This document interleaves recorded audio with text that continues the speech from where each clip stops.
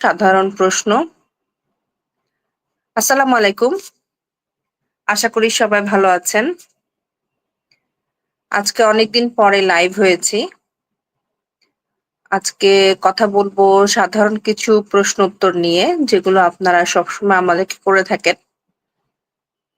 তাই টপিকের নাম দিয়েছি যে ফ্রিকুয়েন্ট আস্কিং কোয়েশ্চেন। যেসব প্রশ্ন আমরা আমাদের রোগীদের কাছ থেকে পেয়ে থাকি, অথবা আমাদের পেজের যে কমেন্ট বক্সে সবসময় প্রশ্ন আসে, আজকে আমরা সেসব নিয়ে কথা বলবো।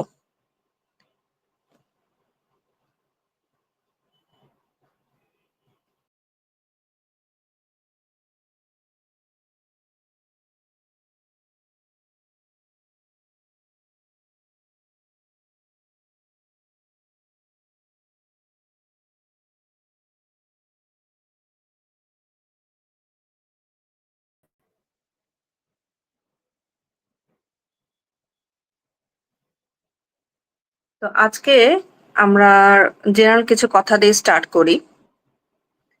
যেমন এখন যে মিজেলস বা হামের প্রাদুর্ভাব এসছে সারা বাংলাদেশে, সেটা খুব মহামারী আকারে ছড়িয়ে পড়ছে দিন দিন। তো যাদের ঘরে ছোট বাচ্চারা আছে, তারা খুব খেয়াল করবেন যে হঠাৎ করে যদি কোনো বাচ্চার জ্বর থাকে, অনেক উচ্চ তাপমাত্রা জ্বর, তার সাথে হচ্ছে সর্দি কাশি বা গায়ে লাল লাল র্যাশ আসে, সেক্ষেত্রে আপনারা বাসায় দেরি না করে খুব দ্রুত ডাক্তারের পরামর্শ নিতে আমাদের চেম্বারে আসবেন, এবং সেটা মিজেলস কিনা সেটা কনফার্ম করবেন। যদি মিজেলস হয়, তাহলে সেক্ষেত্রে হামের চিকিৎসা দিতে হবে। তো বলা জরুরি যে হামের স্পেসিফিক কোনো চিকিৎসা নাই। আমরা যে সিমটোমেটিক চিকিৎসা দিয়ে থাকি, যেমন জ্বর যদি বেশি হয় তাহলে সেক্ষেত্রে জ্বরের জন্য আমরা প্যারাসিটামল দিব, এবং যে শরীরে ব্যথা থাকে বা হচ্ছে অনেক সময় ডায়রিয়া হয়, সেসব ক্ষেত্রে আমরা সেগুলো চিকিৎসা দিয়ে থাকি। তো যারা সদ্য নবজাত অথবা যাদের বয়স 5 বছর, 1 থেকে 10 বছরের মধ্যে, তারা সবাই হামের টিকাটা দিবেন।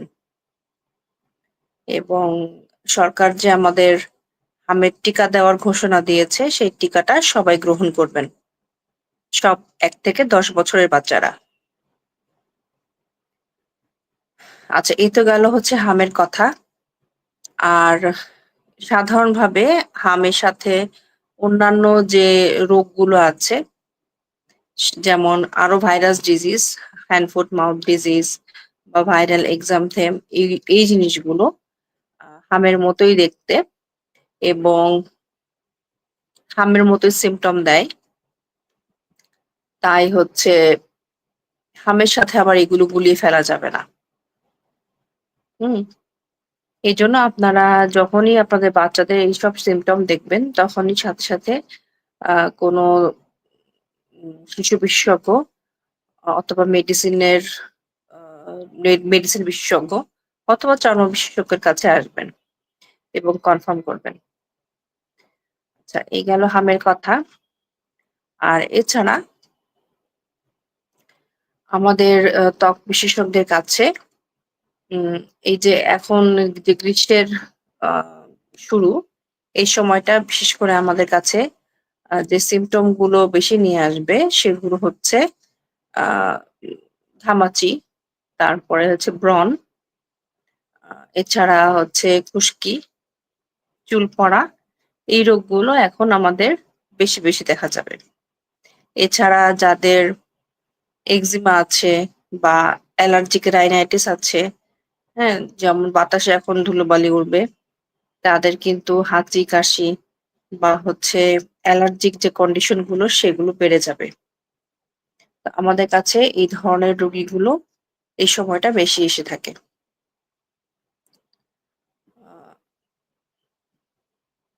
তো আমি কমেন্ট বক্সে কিছু প্রশ্ন দেখতে পাচ্ছি। শুরু করব।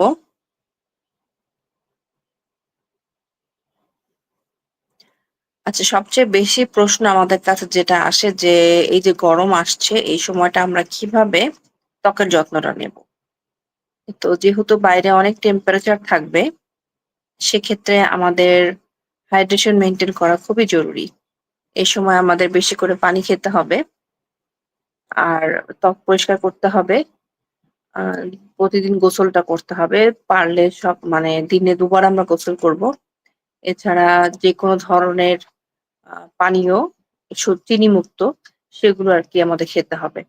এছাড়া ফলমূল, শাকসবজি এগুলোও চলবে পাশাপাশি। খুব বেশি ভাজাপোড়া আমরা খাবো না। কারণ বাহিরের যে শরবতগুলো পাওয়া যায় সেগুলো খাবো না। কারণ হচ্ছে দেখা যাচ্ছে আ পানিটা কোন পানিটা দিয়ে বানাচ্ছে সেটা তো আমরা আসলে জানি না। এই বিষয়গুলো একটু খেয়াল করতে হবে।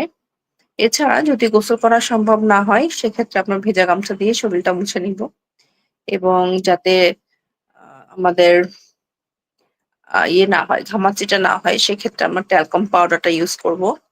আর বাইরে গেলে মুখের ত্বকের জন্য সানস্ক্রিনটা ব্যবহার করতে হবে। অবশ্যই সানস্ক্রিনের ব্যবহারটা জরুরি এবং অনেকে আমাদের কাছে কমপ্লেইন করে থাকে যে সানস্ক্রিন ব্যবহার করলে আ মুখ তেলতেলা হয়ে যায়। তো সেক্ষেত্রে আমরা বলে থাকি যে সানস্ক্রিনের উপরে একটু কমপ্যাক্ট পাউডারটা ইউজ করতে।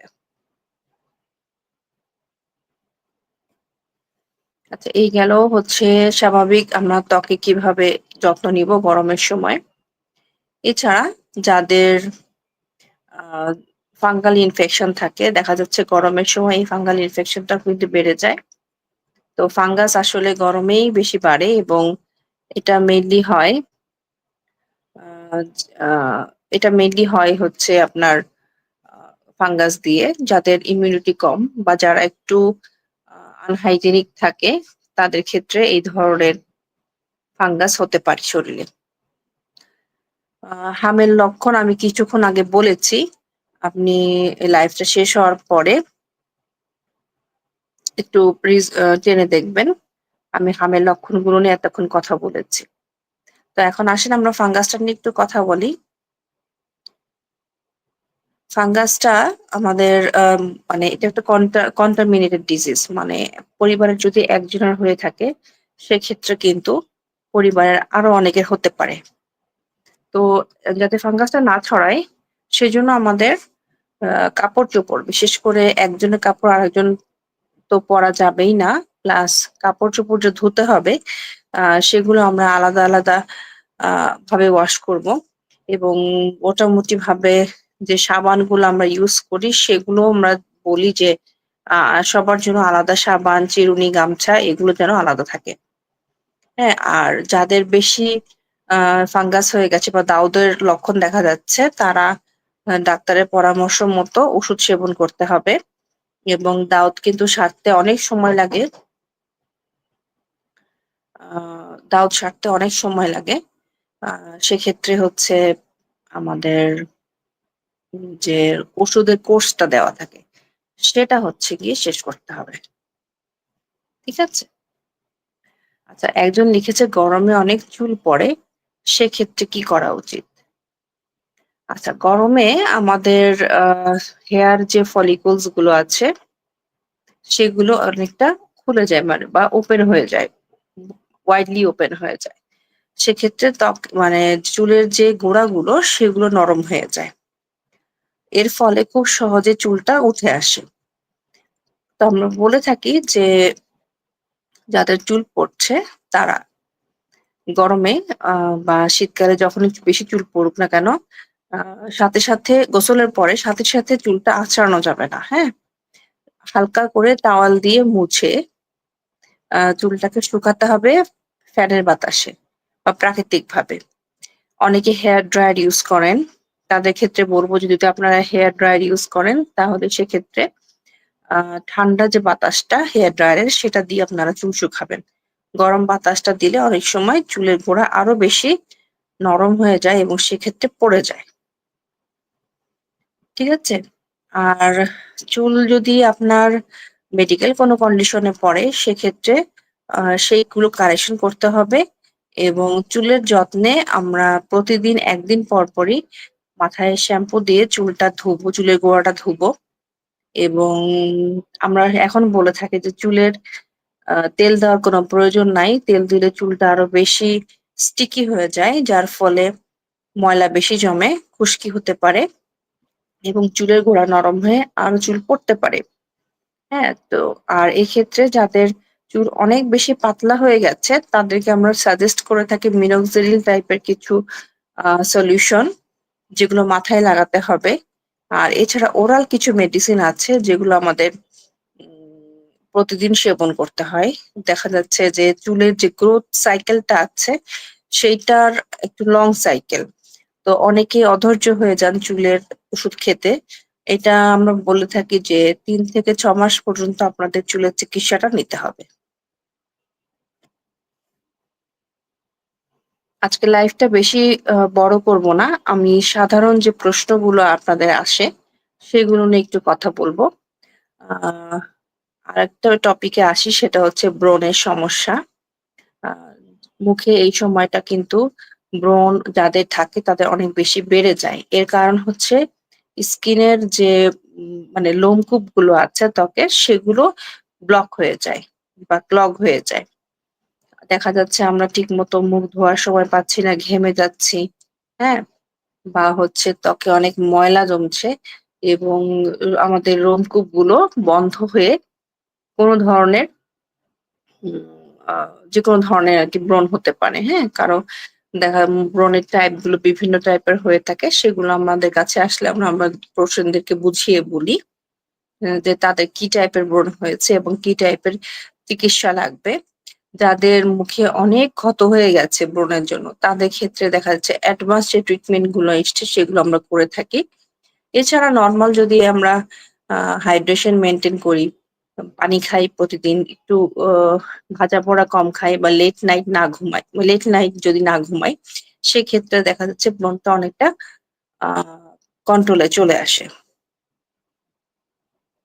আচ্ছা, ইদানিং আমাদের কাছে কিছু প্রশ্ন আসছে যে আমাদের চুল গ্রোথ এর জন্য হেয়ার পিআরপি ভালো নাকি এক্সোজোম ভালো? তো এক্সোজোম নিয়ে একটু কথা বলি। এক্সোজোম হচ্ছে একদম নিউ একটা টেকনিক, যেটা হেয়ার স্টেম সেল বা চুলের যে উম উম মানে চুল গ্রোথিং যে ফ্যাক্টর গুলো সেগুলোকে স্টিমুলেট করে, হ্যাঁ? যেটা পিআরপি থেকে ১০ গুণ বেশি ভালো। এবং আমরা ইদানিং এক্সোজোম প্র্যাকটিস করে থাকি আমাদের চেম্বারে, যেটা একটু কস্টলি হলেও এটা লং স্ট্যান্ডিং এবং এটা চুলের যে গ্রোথ সেটা অনেকদিন ধরে করে, যার ফলে এটা অনেক কার্যকর। হ্যাঁ, পিআরপি যেমন আমরা অনেকদিন ধরে দেই, ৩ মাস, ৬ মাস। কিন্তু এক্সোজোম দেখা যাচ্ছে মাত্র ৪ টা সেশন দিলেই আমাদের যে হেয়ার গ্রোথ সেটা খুব ভালো হয়। এবং এটা শুধু আ ট্রিটমেন্ট স্টপ করে দিলেই হয় না। মানে ট্রিটমেন্টটা স্টপ করে দেওয়ার পরেও আপনার ভিতরে যে স্টেম সেল গুলো গ্রো হলো, সেগুলো আপনাদের লং টাইম ধরে হেয়ার গ্রোথ এ সাহায্য করবে। আচ্ছা, চুলের কথা শেষ হলো। এবার আমরা আরেকটু বলি যে মুখে যাদের মেস্তার দাগ থাকে সেক্ষেত্রেও আমরা এখানে ট্রিটমেন্ট করে থাকি এবং মেস্তার দাগ পুরোপুরি না গেলেও আমরা একদম ৫০-৮০% পর্যন্ত কমিয়ে আনতে পারি বা কন্ট্রোল করতে পারি। এবং মেস্তার জন্য অনেকে নিজে ট্রিটমেন্ট করে থাকেন।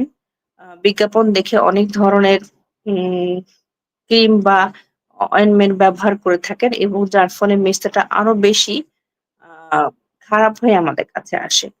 তো সেক্ষেত্রে আমাদের ট্রিটমেন্ট করতেও একটু কষ্ট হয়।